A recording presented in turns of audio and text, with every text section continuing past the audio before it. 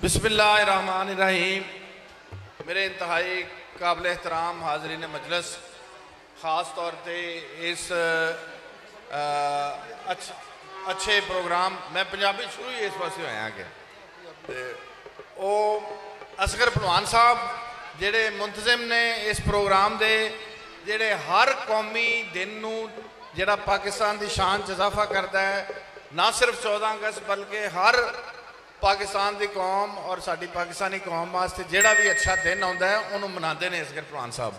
और दूसरा साढ़े इलाके की शान ने भाई जी, और मैं देखा बाज़ औकात फेसबुक से इधर उधर सोशल मीडिया थे हिंदुस्तान इंडिया जाके साढ़े पंजाबी जुबान की पंजाबियों की और गुजरांवाले वालों की पाकिस्तान की नुमाइंदगी मेरा भाई इंडिया जाके करता अल्लाह के फजलो करम दे नाल। और पंजाबी अदबी डेरे नूं भी इस तंजीम नूं दिन रात परवान चढ़ा रहे हैं। पंजाबी नज़मां, पंजाबी गज़लां, पंजाबी शायर साढ़े वारिस शाह साहब, बाबा बुल्ले शाह और बाकी दीगर साढ़े जिन्हें पंजाबी के नामवर शायर ने और पंजाबी के इंटलैक्चुअल ने, सूफी शायर जिहड़े ने, सारिਆਂ ਨੂੰ ਉਹਨਾਂ ਦੀ ਸਾਡੀ ਜ਼ੁਬਾਨ ਨੂੰ दिन रात परवान चढ़ा रहे हैं।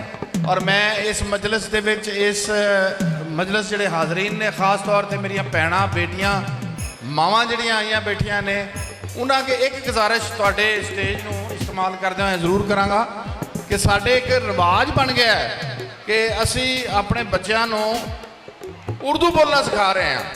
जिहड़ी साडी माँ बोली लैंग्वेज है, असी अपने बच्चों नूं जदों आने उन्होंने पंजाबी साढ़े बच्चे बाद सीखते हैं, जो जवान होंगे नहीं होश संभालते हैं। मेरी मावां अगे भैणां अगे और भाइयों अगे गुजारिश है कि जी साड़ी माँ बोली जुबान है पंजाबी, वो अपने बच्चों को सिखाओ। उन्होंने उर्दू भी सीखनी चाहिए है, लेकिन अपनी माँ बोली पंजाबी ਉਹਦੇ ਤੋਂ आगाज़ करन, फिर उर्दू सीखन, इंग्लिश सीखन तो उर्दू जुबान नूं परवान पंजाबी जुबान नूं परवान चढ़ाने साड़ियां मावां भैणां, खास तौर पर मावां का किरदार जिहड़ा ना बड़ा जरूरी है। बल्कि साढ़े पंजाबी के अखाण जिहड़े बजुर्गों ने सानू सिखाए हुए ने, वो बच्चों को सिखाण। तो मैं अपने भाई असगर भलवान नूं बहुत ज़्यादा मुबारकबाद पेश करांगा। पंजाबी अदबी डेरा उन्हां दे मुंतजमीन नूं बहुत ज़्यादा मुबारकबाद पेश करांगा। तो मेरी हाज़री कबूल फरमाओ। और मैं फिर दोबारा तमाम हाजरीन मजलिस नूं भी मुबारकबाद पेश करना और मुंतजमीन नूं भी मुबारकबाद पेश करना। खास तौर पर मुंतजमीन आला असगर भलवान साहब को खास मुबारकबाद पेश करना।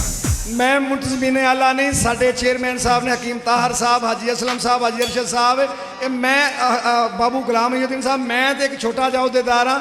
असल मेरा नाम कोई बंदा ना लवे, ये पंजाबी अदबी डेरे का पंजाबी अदबी डेरे नूं मुबारकबाद जी।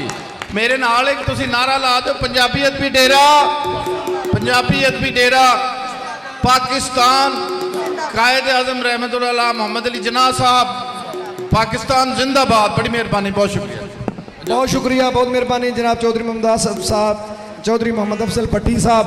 लो जी तशरीफ लेंदे ने।